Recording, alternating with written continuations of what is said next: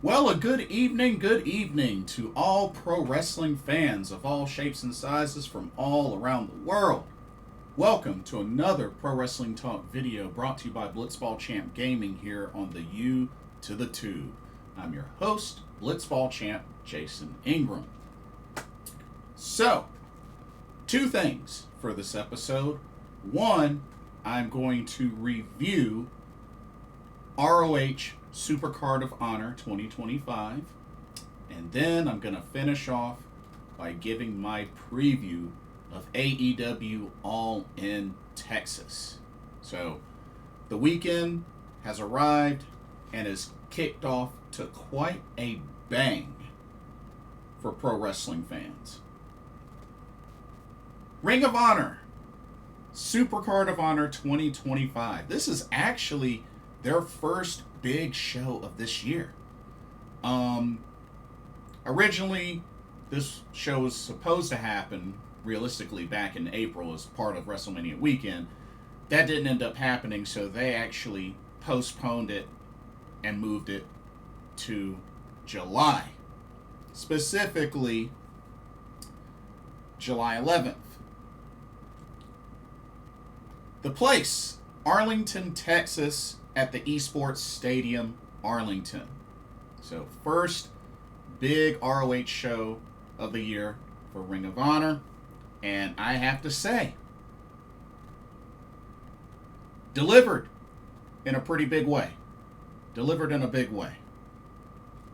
Had a lot of matches. As a matter of fact, 1, 2, 3, 4, 5, 6, 7, 8, 9, 10, 11. We had 12 matches for ROH Supercard of Honor. 4 of them were pre-show matches, so part of the 0 hour. But let's go ahead and jump into the action, starting with the 0 hour pre-show. So let me go ahead and get the first match graphic up. Alright, let's get started. Alrighty, started off the show, the pre-show, 0 hour, with a one-on-one match between Blake Christian and Jay Lethal. Blake Christian, Jay Lethal, of course, 2 wrestlers that I've seen live before, 2 excellent wrestlers. This match was a little over 8 minutes. Definitely action-packed. And, of course, Blake Christian had Lee Johnson in his corner. But it was a good back-and-forth showdown between Jay Lethal and Blake Christian. Like I said, I like both wrestlers. Pretty decent match. For it being under 10 minutes, pretty decent match. Blake Christian was able to get the submission victory. Normally, don't see Jay Lethal tap out. It's rare. It's kind of rare. But Blake Christian was able to submit Jay Lethal with a Muda lock to pick up the victory. So, Blake Christian with the opening pre-show victory at Supercard of Honor. But I thought it was a pretty decent match overall. Alrighty, continuing on with the pre-show is our next match, and this was quite an interesting showdown. Check this one out. Alrighty, we had 6-man tag team action as we had the Frat House made up of Cole Karter, Preston, Vance, and Griff Garrison. Of course, shout out to Griff Garrison, being from North Carolina.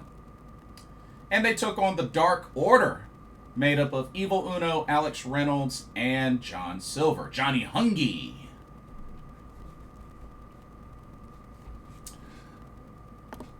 Another action-packed match. Of course, there was, a little bit of shenanigans as well from Jack Jameson as part of the Frat House. But match went almost 10.5 minutes. But definitely back and forth, very intense. And you know what? It was actually very enjoyable. Definitely enjoyed the match from start to finish. But despite the Frat House putting up a great fight, especially against the Dark Order, a very well-known faction throughout AEW and ROH, put up a good fight, but it would be Evil Uno that put away Preston Vance with the discus lariat. Shout out to the late great Brody Lee. And then pinned Preston Vance for the 3 count. Dark Order are your winners, but shout out to -1 or -Uno, Brody Lee Jr., whichever you want to call him, returning. Had a moment with the Dark Order. I thought that was pretty cool. And of course, him and Preston Vance have history. Of course, Preston Vance used to be part of the Dark Order. But it was pretty cool to see -1 appear. And of course, he's grown up. He's definitely grown up some. But yeah, I thought that was pretty cool to see him by the side of the Dark Order. And of course, the nice tribute moment having Evil Uno use the discus lariat that Brody Lee used a lot when he was still here. So definitely great moment, great finish. Dark Order are your winners in that trios match. Good stuff. Really good stuff. Alrighty. Let's go to our next pre-show match. Gonna switch gears to the ladies.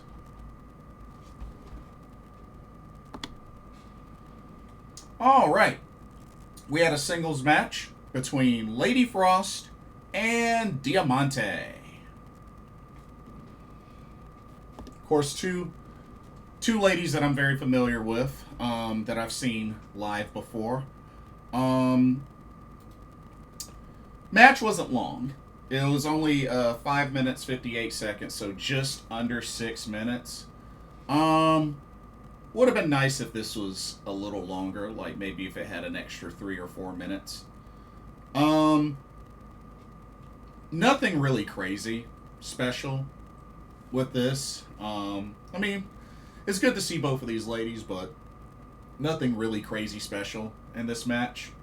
But Diamante would get the last laugh as she had Lady Frost kind of draped across the turnbuckle, and pretty much from the middle of it hit a crossroads. It was pretty much a crossroads on Lady Frost, and then pinned her for the 3 count.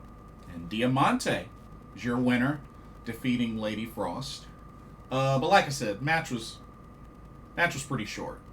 Match was pretty short, just under 6 minutes. So that was really the main negative with this. And then the final 0-hour pre-show match came down to this tag team match. Alrighty, we had the Premier Athletes versus the Von Erichs.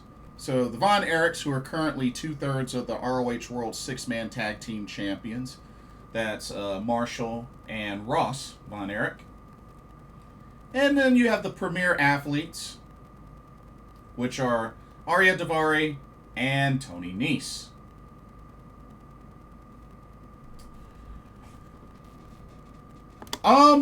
Pretty solid match to close out the 0-hour pre-show for Supercard of Honor. I know it wasn't quite 10 minutes. It was a little over 8.5 minutes long. But I felt like the action was pretty intense. Definitely back and forth between both teams. Both teams looked pretty solid. And of course, Smart Mark Sterling was in the corner of the Premier Athletes. But it was definitely a great back and forth. And we even got to see Smart Mark Sterling get locked into the Iron Claw, you know, the finishing / signature submission of the Von Erich family, the Iron Claw. We got to see that locked in on Smart Mark Sterling. But overall, it was cool to see Marshall Von Erich pick up the victory for the team as he hit a diving moonsault onto Tony Nese. Thought that was pretty cool. Diving moonsault from the big man with the cowboy hat. And got the 3 count. The Von Erichs, your winners, in the main event of the 0 Hour pre-show. So, you know, pretty decent 0 Hour. Like I said, the Dark Order and the Frat House was really good. And the Von Erichs, Premier Athletes, I thought was good. So, you know, decent 0 Hour pre-show. But that concludes that. And now we get into the main card. The main card of Supercard of Honor 2025. Okay. Let's get to it. Starting out the main card, we had a singles match between Hechicero of the Don Callis family and Michael Oku. Of course, a very familiar name from Rev Pro. Great opening match between these two. Match went a little over 11 and a half minutes. And yeah, I thought it was great back and forth. I mean, got to see some striking, some high flying, some groundwork, some submissions. Like, you know, Hechicero, I definitely love his style. And more that I've seen Hechicero wrestle, I've just become more of a fan of him. And, you know, Michael Oku, I have seen before live. Definitely like what he's been able to do. And you know what? I definitely like the clash of styles in this match, for sure. Was definitely a great exchange between these two. But when it was all said and done, it would be Hechicero that would pick up the victory as he spiked Michael Oku on his head with a flying head scissors and then pinned him for the 3 count. So Hechicero with a victory over Michael Oku, but it was definitely a back and forth match. Very enjoyable. Quite a way to open up the main card of Supercard of Honor. Alrighty, let's go to our next match, which I also thought was pretty entertaining. Check this one out.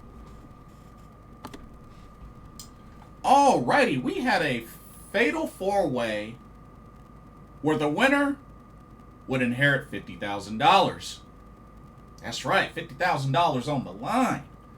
Your 4 competitors, you had Atlantis Jr., Lee Johnson, Any Style, Adam Priest, and A.R. Fox. Of course, shout out to Adam Priest, who's the current DPW World Champion. But yeah, very entertaining match. This was a little over 9 minutes long. It could have been longer. It definitely could have been longer, but I definitely enjoyed all 4 competitors in this match. We had a good dose of high flying. We had some submission groundwork from Adam Priest and some striking as well. A.R. Fox. Let me tell you about A.R. Fox. I got my first taste of A.R. Fox a very long time ago through Dragon Gate when they came to North Carolina, to Burlington specifically. And it was the Breakout Challenge, the Breakout Star Challenge. And AR Fox was one of the competitors, and I have to say, I really became a fan instantly when I saw him perform. And I've seen AR Fox live at least a good 3 or 4 times. Actually, one of my favorite matches goes all the way back to Evolve when he went up against Swerve Strickland. I mean, excellent match. But yeah, AR Fox, that dude is a beast, and I love how innovative he can be with his high-flying style. And I have to say, what an incredible finish that he had in this match. He picked up the victory pretty much pinning Adam Priest after hitting a springboard destroyer. Like, he literally used the ropes, leaped over into a destroyer. Like, it was very impressive. Very impressive finish. But AR Fox is your winner of this match and $50,000. So, good stuff for AR Fox. But like I said, the others did an excellent job. Lee Johnson, love his style. Like I said, I'm not a crazy Adam Priest fan, but shout out to him as he is the current DPW World Champion in Deadlock Pro Wrestling. And, you know, Atlantis Jr. is a former ROH World Television Champion, so definitely stood out. But solid match. Definitely a solid match. Okay, let's go to our next match. And this was the first title match on the card. Alrighty, we had the ROH Pure Championship on the line, which of course each of these are contested under Pure rules. The champion, Tiger Style, Lee Moriarty, defending against Blue Panther, CMLL. Of course, this was a run back, with Blue Panther being the last one that actually made Lee Moriarty tap out the last time they faced each other. This match went 13 minutes, 19 seconds. Great match between both of these competitors. And like I said, Lee Moriarty has really been on a roll since he won the Pure Championship and has represented that title very well. Now, Blue Panther definitely put up a great fight. A long-time veteran, and it definitely showed in this match. And it was just really good to see that this went one-on-one. There was no interference, and it was straight to the point. And when it was all said and done, Blue Panther had already used all of his rope breaks and ended up getting trapped into what first kind of started off as a Muda lock, so to speak. More so of a ankle lock, actually. Started off as an ankle lock. Blue Panther got to the ropes, and then pretty much Lee Moriarty switched it to the Border City Stretch. But of course, the rope break is ineffective, being that Blue Panther used all 3 of his rope breaks. Wasn't able to get out. Ended up tapping out. And not only did Lee Moriarty win this match by submission, but Lee Moriarty makes history, surpassing Nigel McGuinness. Lee Moriarty, Tiger Style, is now your longest reigning ROH Pure Champion in company history. So congratulations to Lee Moriarty, another successful defense and making history, breaking the record, longest reigning ROH Pure Champion. So shout out to him. Lee Moriarty, excellent wrestler, and I think he'll continue to elevate that title.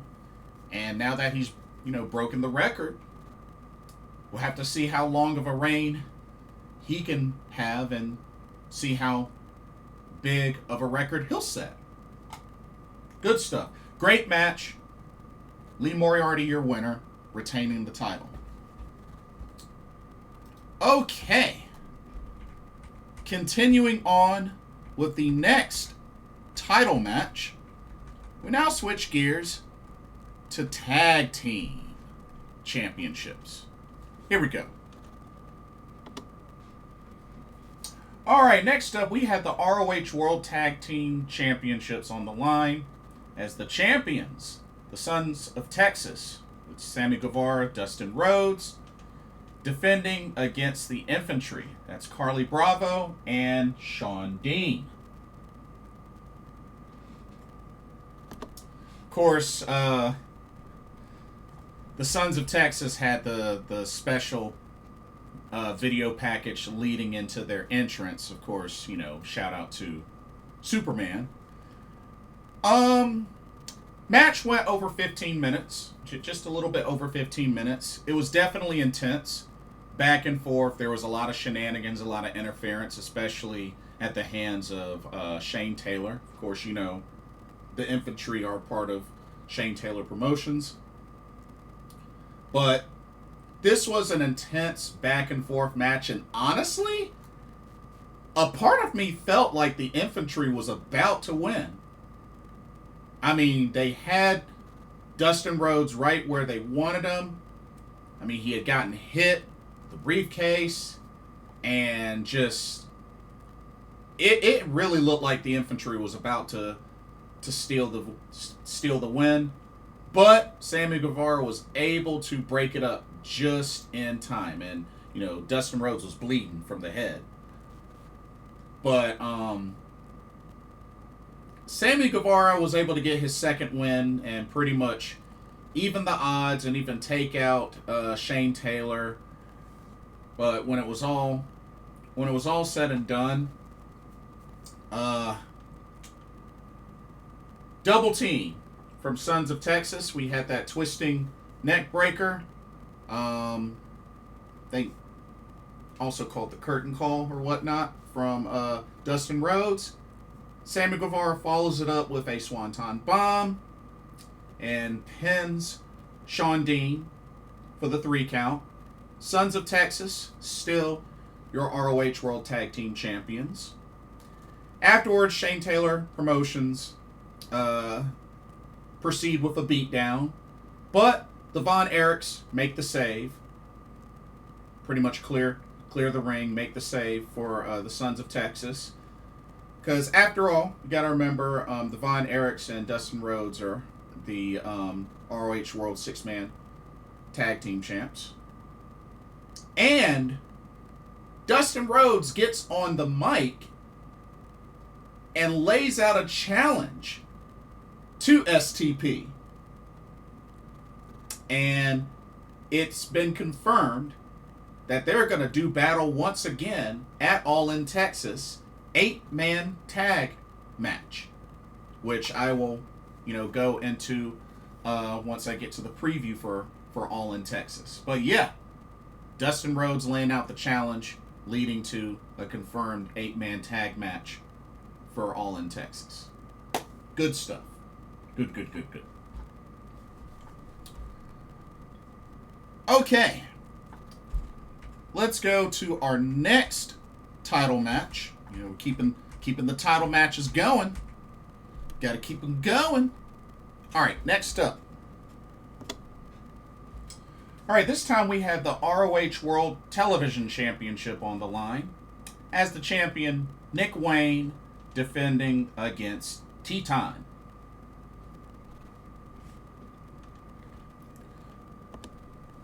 Pretty solid match between these two. Of course, they've met each other before, dating back to the Best of Super Juniors tournament that took place a little bit earlier this year in New Japan Pro Wrestling.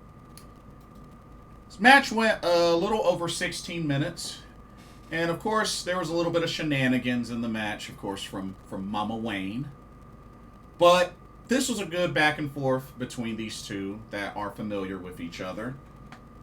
And it even got to the point where Mama Wayne got sent to the back, got ejected, And it looked like for a moment, Teton was going to get the submission victory using that straight jacket Muda lock that he's submitted Nick Wayne with before in the past.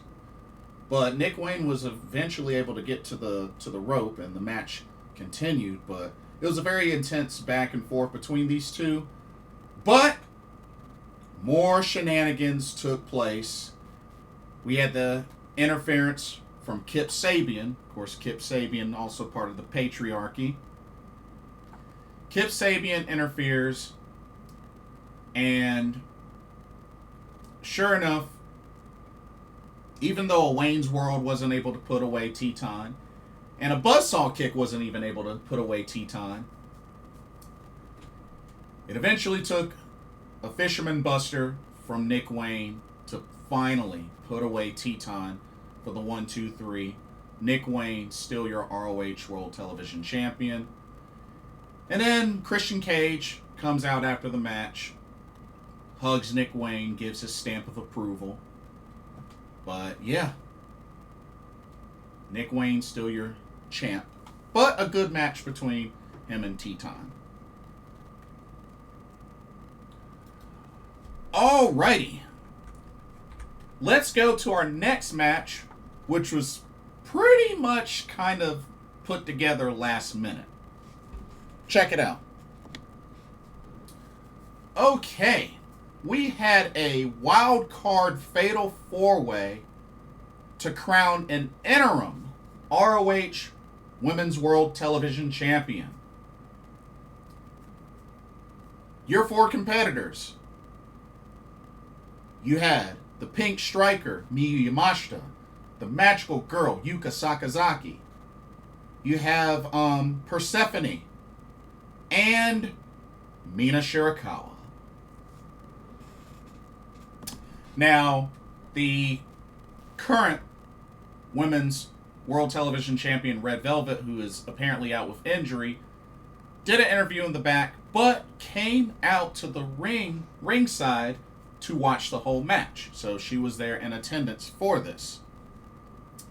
This match went almost 14 minutes long, but it was very entertaining. All 4 of these ladies really went at it. And I have to say, either of those 4 could have won. And it was a pretty neat sequence how Persephone at the beginning of the match left the ring to the point where the 3 Joshis went at it for a bit. But we got to see high flying, striking. I mean, it was a lot of fun. It was a very fun match. And it really could have gone either of those 4 ways. But you know what? Something happened that I honestly don't think has ever happened before. Not only did Mina Shirakawa get the victory, but she won by submission via a figure 4 leg lock on the Pink Striker Miyu Yamashita. And Miyu tapped out. Now, I've watched a lot of TJPW. I've watched a lot of Miyu Yamashita matches. And I don't believe, somebody correct me if I'm wrong, if I'm missing something, I don't believe Miyu Yamashita has ever tapped out. Ever. And she tapped out to Mina. Whew. That was a statement-making victory for Mina Shirakawa. But just like that, Mina Shirakawa is your interim ROH Women's World Television Champion. Now, of course, Red Velvet got into the ring. They had a face-to-face moment. And what's going to happen is these 2 ladies in the future will go against each other to pretty much determine who the undisputed ROH Women's World Television Champion will be. I don't know when that match will be. I mean, it's really going to depend on when Red Velvet comes back from injury. I have no idea what the injury is, but I don't think she will be out as long as she was before. But congratulations to Mina Shirakawa. I mean, winning gold in the U.S.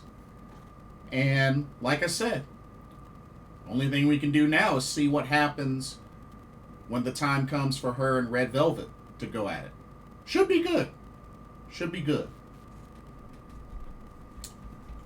All right, continuing on with the ladies is our next championship match. All righty, we had the big one, the ROH World Women's Championship on the line. As the forever champion, Athena defended against La Mera Mera, Thunder Rosa.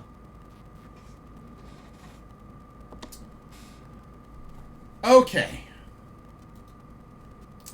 The match went almost 19 minutes, so it definitely had the length. Unfortunately, I felt like the pacing of this match and it started to kind of drag out and started to get a little bit dull about middle of the way, to be honest with you.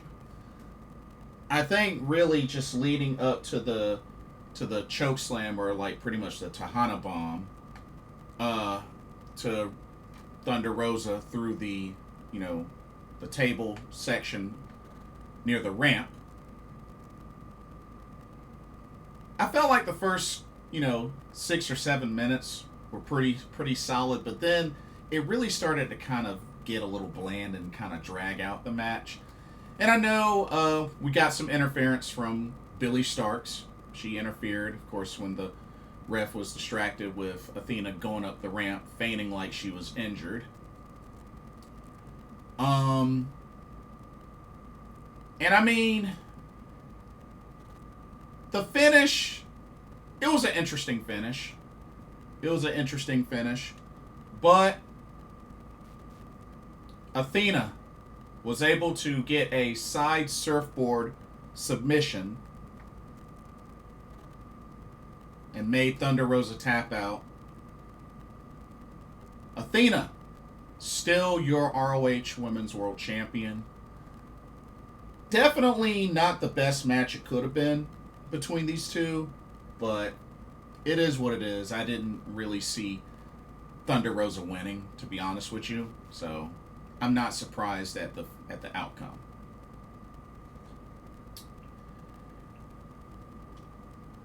And then the main event of ROH Supercard of Honor 2025 came down to this epic showdown, and I honestly think maybe a match of the year candidate. The main event was for the ROH World Championship. As the champion, Bandito defended against the Alpha Konosuke Takeshita. This match was phenomenal. And I know it has some shenanigans. But these two went for almost 29 and a half minutes. Yeah, they went at it. They went at it to the point, even with the shenanigans, to Takeshita partially ripping off Bandito's mask, bloodying up Bandito to the point where he was barely able to make his way back into the ring, and just these two just laying into each other.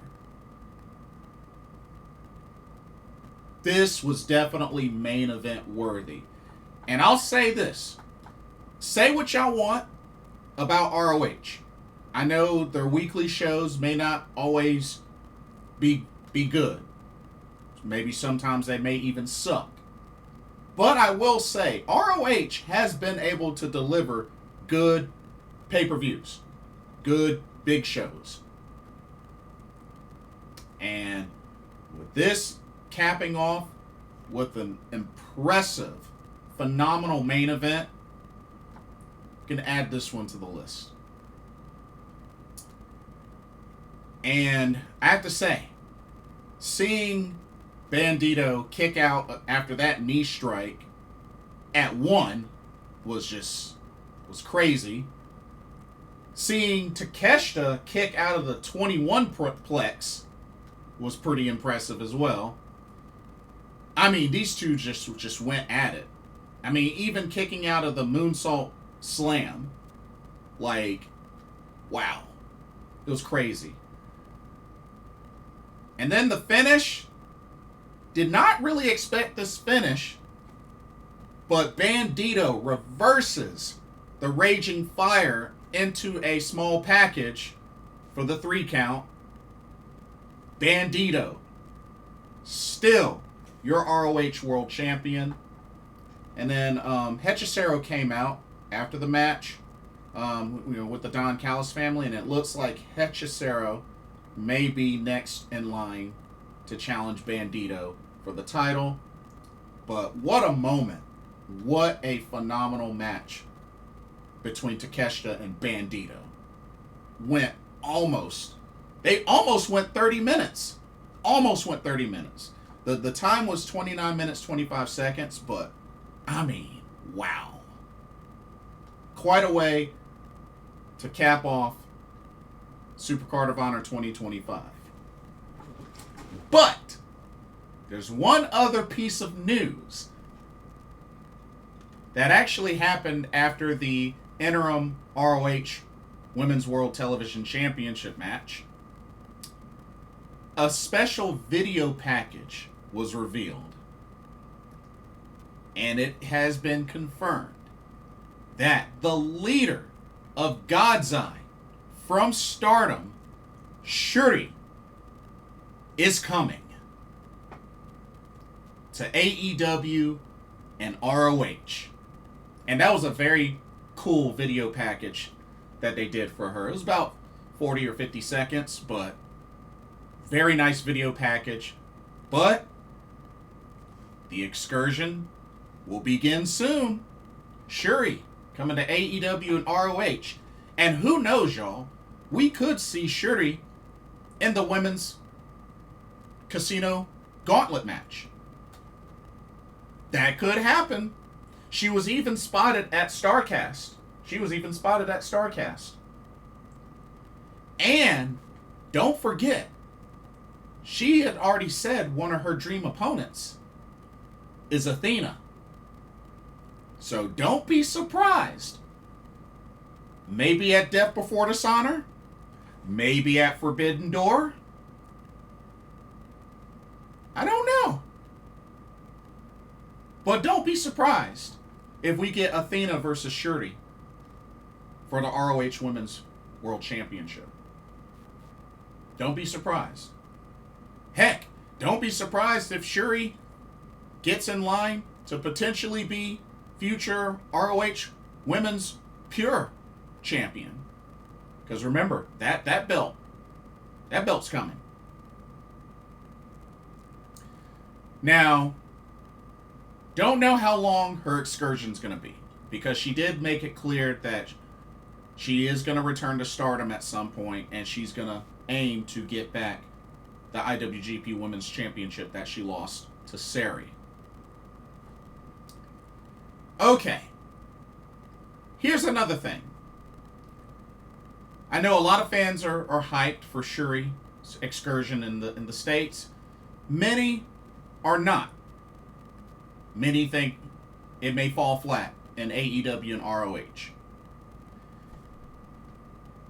I know there's a history. You know, with Joshi's not always working out in the States with certain promotions or whichever. I mean, we have seen that. I get that. But there's some things that we have to remember as fans, because that's who we are. We're fans. We're pro wrestling fans. Nothing more. when it comes to this. Couple of things that we have to remember. Number one, we have to remember that a lot of these Joshi wrestlers themselves make the decision to take these risks to come to the U.S. or wherever for excursion, even despite knowing how things could be. You know, it's so easy to hate on promotions for how they do, but when you see your favorites willingly take these chances and risks, I mean, what can you say? Can you really continuously say that about a promotion, but you have your favorites that willingly keep going to it or willingly take these type of risks? I'm just saying. There's a good chance that sometimes your favorites are going to go to places and promotions that you probably aren't a fan of. There's always going to be a chance that that could happen. I know for me, when it comes down to it, I support the wrestlers. If that's where they want to go, that's on them. I just hope it works out for them and that they're happy. Sometimes it works out, sometimes it doesn't. And the times where it doesn't work out won't be the first time that's happened, won't be the last. It's a risk you take. It's always going to be a risk. Secondly, we don't know how long this excursion Shuri is going to be on. We don't know how long it is. It could be a decent length. It could maybe be something similar to what Miyu Iwatani was doing when Stardom kind of had that partnership with ROH a long time ago. Heck, it could be as small as what Utami did. It could be that small. We don't know. We don't know. We can speculate all we want, but we don't know. Besides, I'm pretty sure Shuri is not going to sign to AEW or ROH. It's an excursion. How long that is remains to be seen. But I take it for what it is. It's an excursion. And it's a temporary one. Because we know as she said, she's going to go back to Stardom. She's still signed to Stardom. So we got to keep that in mind. This is an excursion. How long or short it is remains to be seen. Third, especially considering if this is a short excursion, having the expectation where somebody that has done so well in a particular promotion or country or whatnot to just come over, especially if it's a short period of time, and just get the top prize or whatnot, I think it's an unreasonable expectation.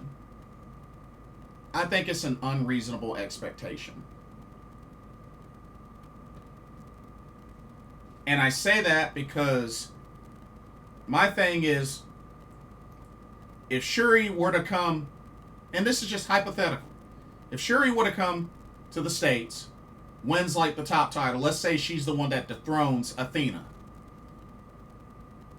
If she has a short reign, folks are going to complain anyway. You know? Because let's keep it real.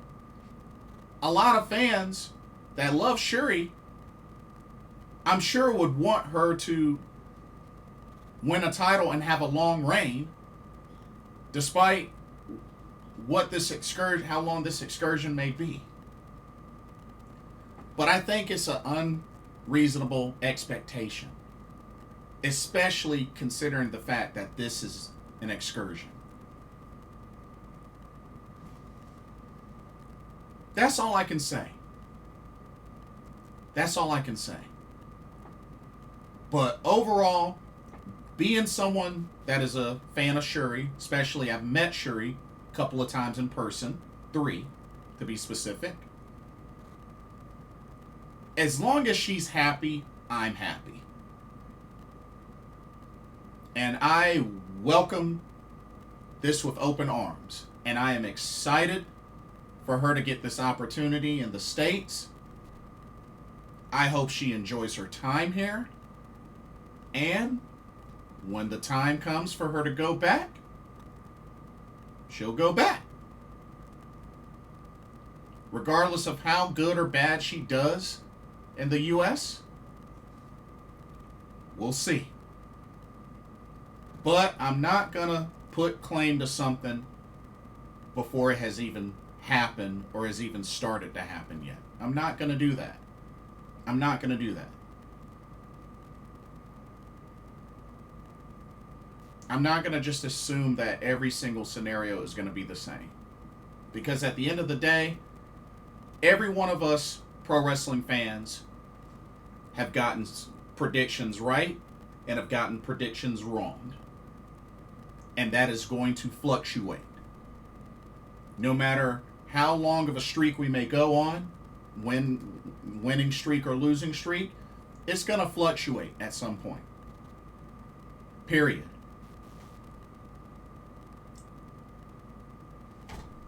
So, looking forward to when Shuri gets started in the U.S. Like I said, she's already here. She was spotted at StarCast in Texas. And like I said, I think we could see her as early as All In as part of the women's casino gauntlet match. But that is ROH Supercard of Honor 2025 in the books. For this being ROH's first big show of this year, they delivered. They definitely delivered. I was very pleased. I was very pleased. Okay. Now, let's switch gears to AEW All In Texas. Also want to shout out to Blackula, who is there currently, who's going to be attending this show. Hope you have a blast. But let's take a look at All In Texas. Of course, this will be Saturday, July 12th. This will be at the Globe Life Field in Arlington, Texas. And I know they've added some matches, but right now we have 12 total, with 3 of those matches being pre-show matches.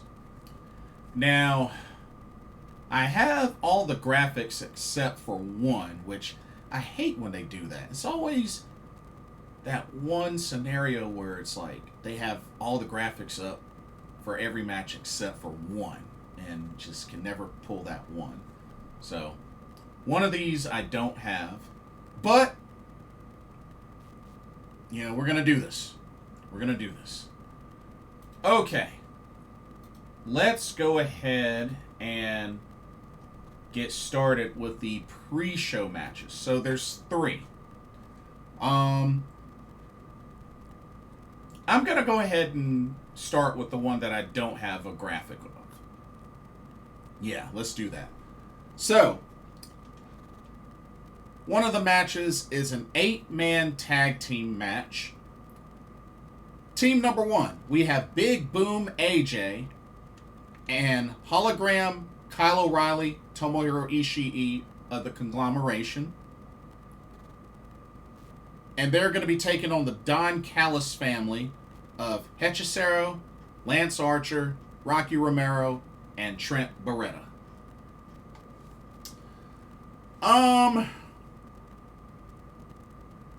Very interesting pairing with Big Boom AJ paired with Hologram and Kyle O'Reilly and Tomohiro Ishii.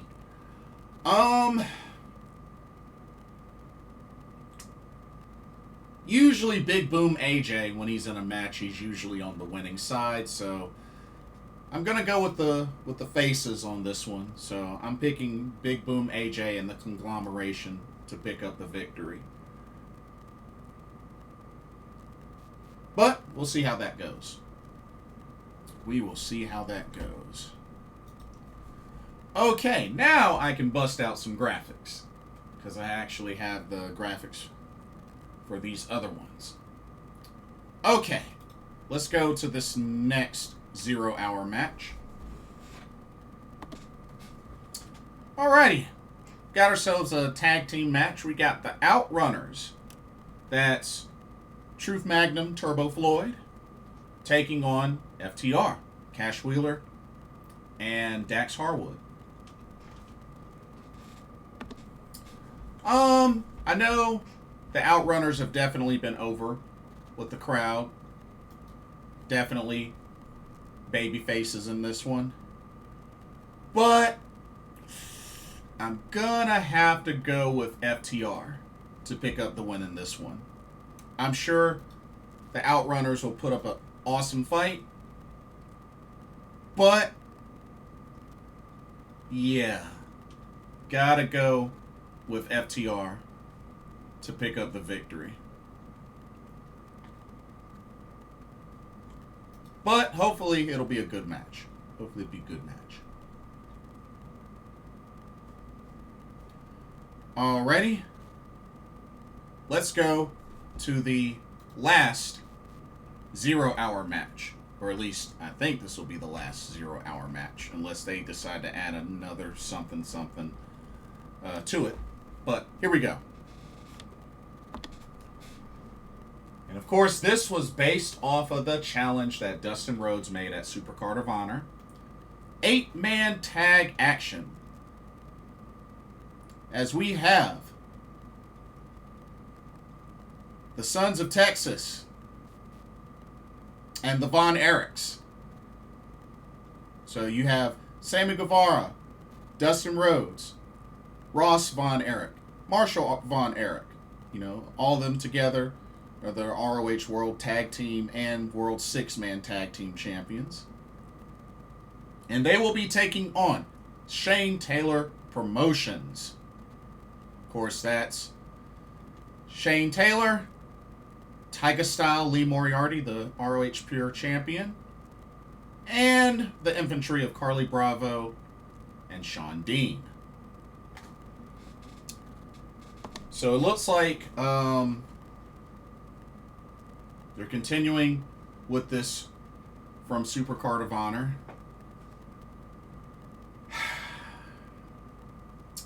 But you know what? I think Shane Taylor Promotions gets the win back. Because, I mean, Sons of Texas, they successfully retained the tag titles. And I think it's only fair that Shane Taylor Promotions gets the win back in a match where, you know, no titles are on the line. So I'm going to say that Shane Taylor Promotions picks up the victory in this one. But then again, with them being in Texas, the Sons of Texas and the Von Erichs could win. It could win. So, yeah, we'll see what happens. We'll see what happens, but I'm going to go with Shane Taylor Promotions to pick up the victory. Okay. So that is the 0 hour, the pre-show for All In Texas. So now, let's get into the main card. Alright. Let's go ahead and, you know what, let's start off with a championship match for the main card. Yeah, let's do this. First up. Alrighty, we have the AEW World Trios Championships on the line. As the champions, the Ops, made up of Samoa Joe, Powerhouse Hobbs, and Katsuyori Shibata. And they will be taking on the trio of Claudio Castagnoli, Wheeler Yuta, and Gabe Kid War Ready. Should be a solid match, or here's hoping. Which I believe this is Gabe Kid's AEW debut, like in-ring debut. But yeah, this should be a good, intense match. Looking forward to it. But I see the Ops retaining the Trios titles. But should be really good match. I like all 6 guys in this match. So should be intense, should be back and forth. But I have the Ops retaining the titles. Should be good.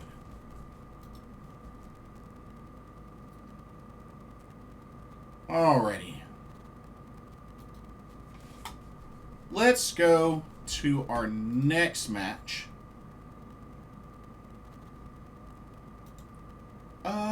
You know what? Let's do... might as well do this next title match. Might as well go ahead and do this one. Here we go. Alright, next up. Alrighty. We have the AEW World Tag Team Championships decided in a triple threat. A 3-way. The champions, the Hurt Syndicate, Shelton Benjamin, Bobby Lashley, defending against the Patriarchy of Nick Wayne and Christian Cage, and Jet Speed, made up of Kevin Knight and Speedball Mike Bailey. I think this will be a pretty interesting match. I know MVP will be there, and I'm sure MJF will be there to potentially assist in this match. I definitely expect there to be shenanigans in this match. But overall, I believe the Hurt Syndicate will retain the AEW World Tag Team titles. I was thinking possibly the Patriarchy could pull a fast one, but honestly, I think the Hurt Syndicate's got this one. But it should be an interesting match. Okay. Let's go to this let's go to the next match. Here we go. Okay, we have the TNT Championship on the line as the champion, Adam Cole, baby, defends against the Protostar, Kyle Fletcher. To be honest, part of me can kind of see Kyle Fletcher beat Adam Cole and become the new champ.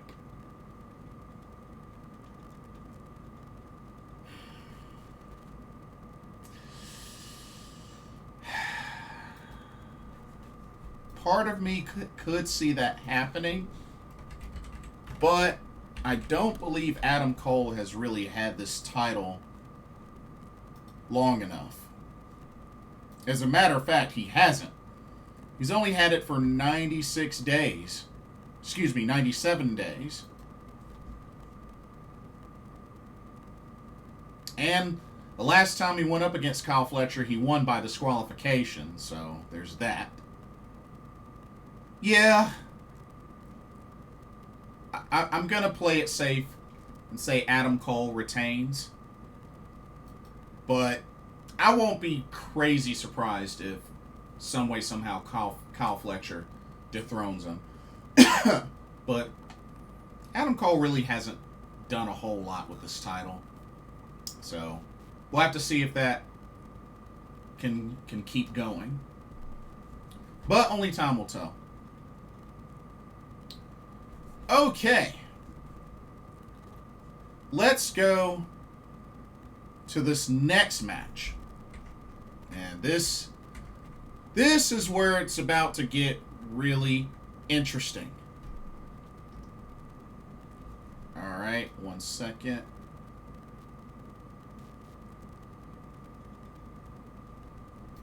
Alright, here we go. Alright. Now, this isn't just your normal tag team match. This has some very specific stipulations. We got the Young Bucks, Matt Jackson, Nick Jackson, taking on the combo of Swerve Strickland and Will Ospreay. Here's the catch. If the Young Bucks win, Swerve and Will cannot challenge for the AEW World Championship for a whole year. If Swerve and Will win, then the Young Bucks are stripped of their EVP roles in the company.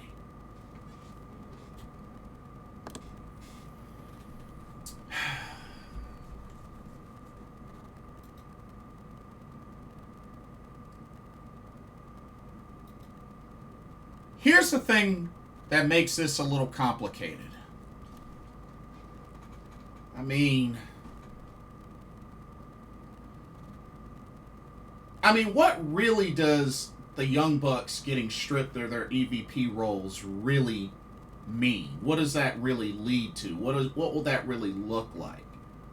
Because when you really think about it, I mean, have they really done that much impending as EVPs? And also on the other end, Will and Swerve losing. I mean, Swerve's already held this title. Ospreay hasn't. So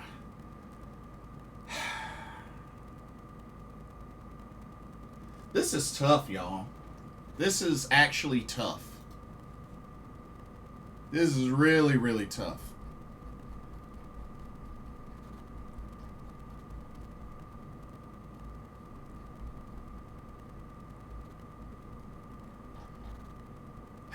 Because the thing is, Ospreay is a two-time AEW International Champion, but he's never won the world title. And for him to have to wait a whole year before he can even challenge for it, I mean,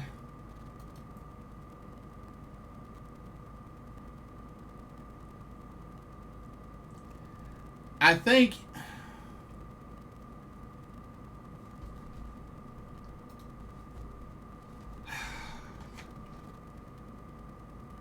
I just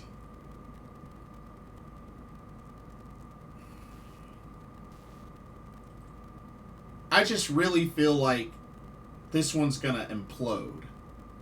I think this one's gonna implode.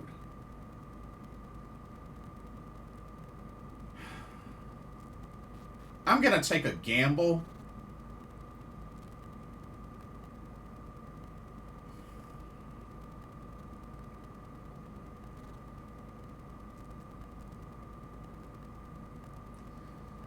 I'm gonna say, due to some extreme shenanigans, I got a feeling the Young Bucks are gonna pull this one off.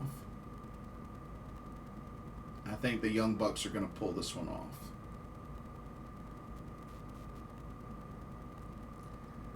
I hope I'm wrong, but I just have a feeling a lot of shenanigans are going to play into this one.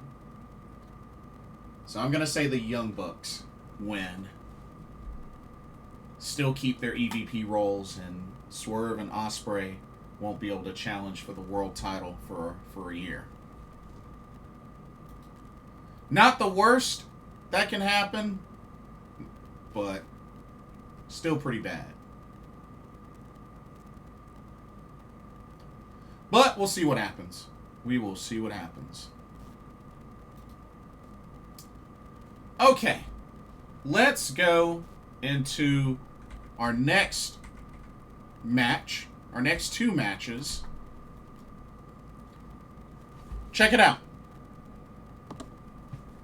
We have the All In Texas Women's Casino Gauntlet match. And we know already that Chris Statlander has the number 1 spot. Megan Bayne has the number 2 spot. Now, as far as the other competitors, we don't know who the other competitors will be. It was also mentioned that Mina Shirakawa is going to be one of them. And, as I mentioned earlier, I think there's a good chance that Shuri could be one of the competitors, which I think would be awesome. Not only that, I don't necessarily know how many competitors will even be in this match. Because they didn't really say a number. They didn't say a number. So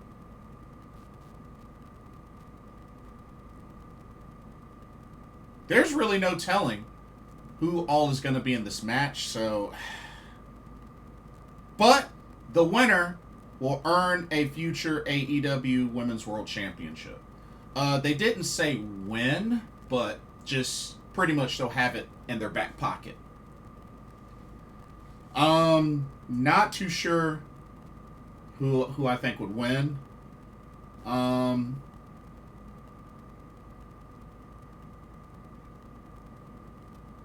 But I'm going to keep an open mind because I'm hoping that we're going to get some surprises. Some surprise entrants. But should be good. And then, along with the women's Casino Gauntlet match, we have the men's Casino Gauntlet match. And we know for sure that Mark Briscoe has the number 1 spot. MJF has the number 2 spot.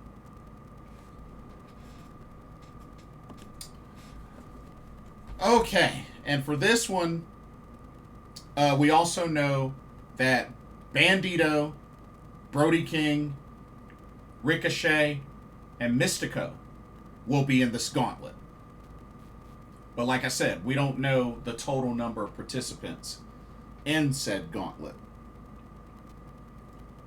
And yeah, I'm going to keep an open mind for this match as well. But same thing, winner gets a future AEW World Championship match. And with this one, I'm hoping for some surprises as well. And a big part of me is hoping that one of those surprises is a returning Keith Lee. I'm hoping, I'm praying that one of the surprises will be Keith Lee. So, here's hoping. But I'm looking forward to it. Like I said, I want to see some surprises, hopefully. But should be good. Should be good. Alrighty. Let's go to our next championship match. And this is big. Alrighty. We have the winner takes all match for the AEW Unified Championship. Your two champions. You have the AEW Continental Champion, the Rainmaker, Kazuchika Okada, taking on the AEW International Champion, the Cleaner, the Best Bout Machine, Kenny Omega.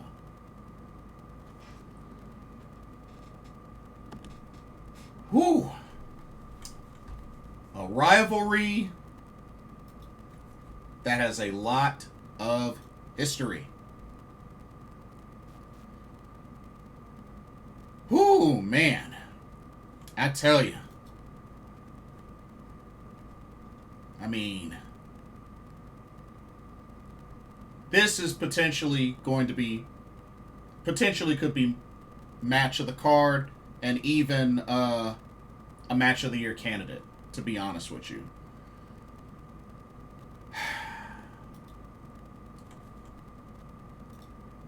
Let me see. I'm curious. Let me look at the actual record of singles matches between these two. So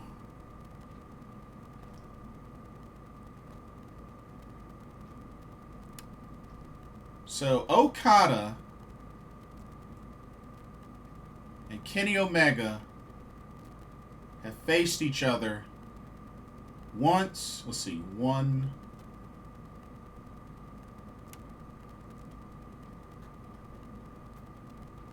Let's see.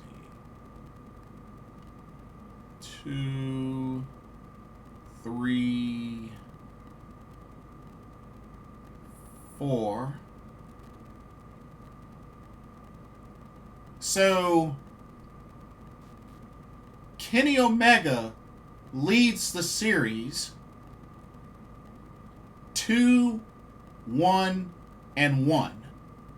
So he's beaten Okada twice, lost to him once, and they have one draw, a time limit draw.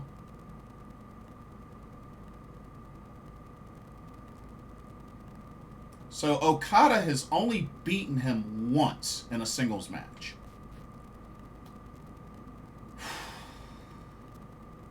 Oh, man.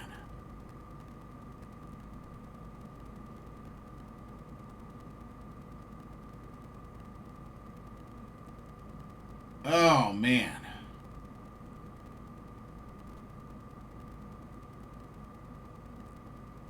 And, of course, they've had so many stable battles, you know, Chaos and Bullet Club, Chaos and Bullet Club, Chaos and Bullet Club. But when it comes to one-on-one matches, Omega has had the edge.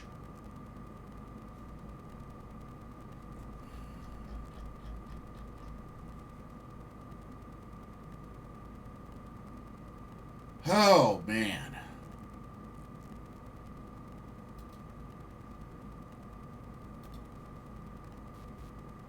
And the thing is, Okada has been on a roll since signing with AEW.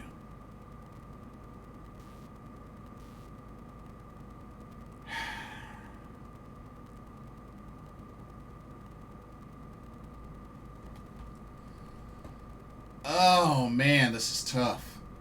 This is tough.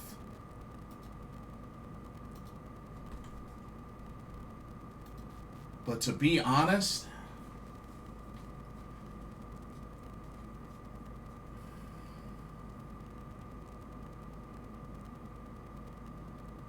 I'm gonna bet on Kenny Omega. I'm gonna bet on Kenny Omega.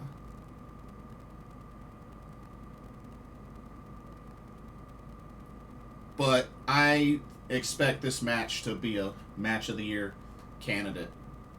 I'm hoping that it will be. But I'm gonna bet on Kenny Omega. But it could definitely go either way, for sure. Could definitely go either way. But should be a phenomenal match. Okay. Let's go to our next match. Back to the ladies. Alrighty, this is for the AEW Women's World Championship. As the champion, Timeless Toni Storm will put her title on the line against the current TBS champion, Mercedes Moné.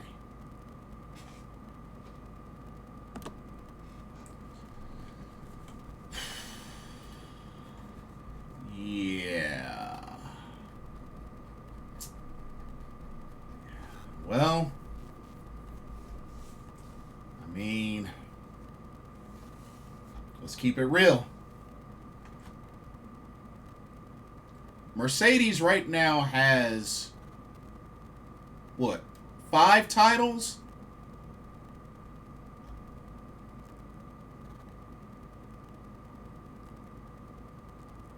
Yeah, I think 5 titles currently. Let's see. 1, 2, 3,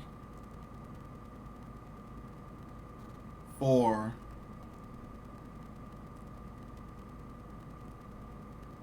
Or at least 5 physical titles. 5 or 6 physical titles right now.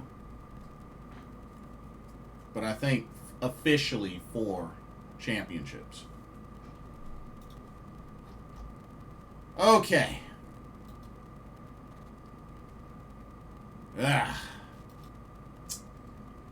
hate to say it, y'all. I really, really hate to say it.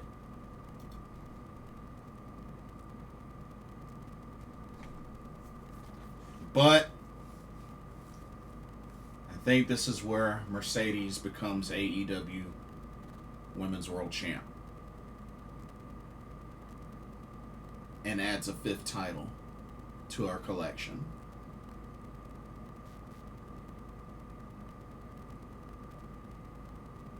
I just have that bad feeling.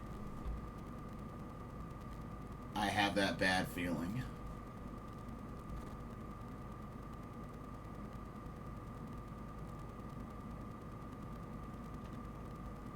I mean, heck, you got to remember, Mercedes beat Athena in the Owen Hart Foundation Cup.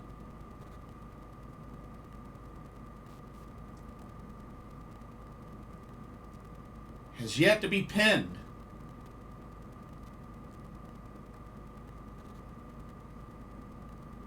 And I honestly don't think that's going to change.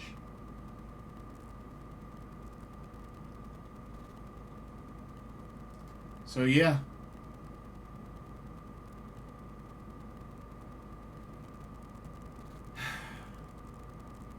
I got to go with Mercedes to become the new AEW Women's World Champ. I just have that feeling. I have that feeling.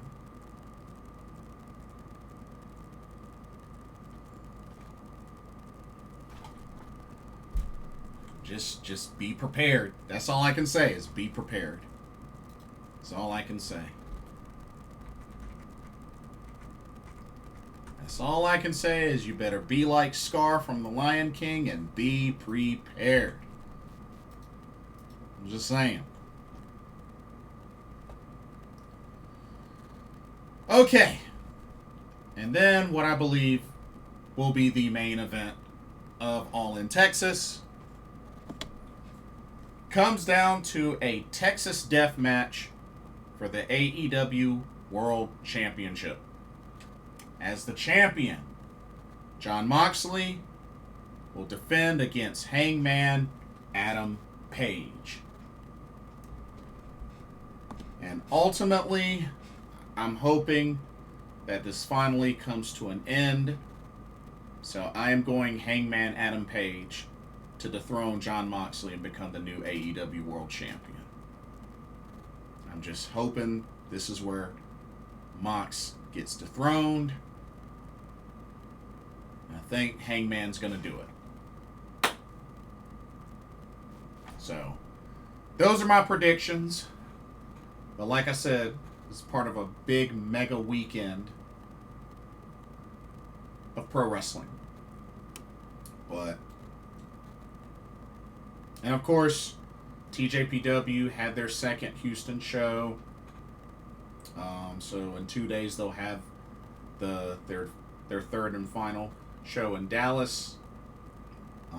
Marvelous has their show on Sunday as well. I know Marigold, I think, has another show coming up this weekend.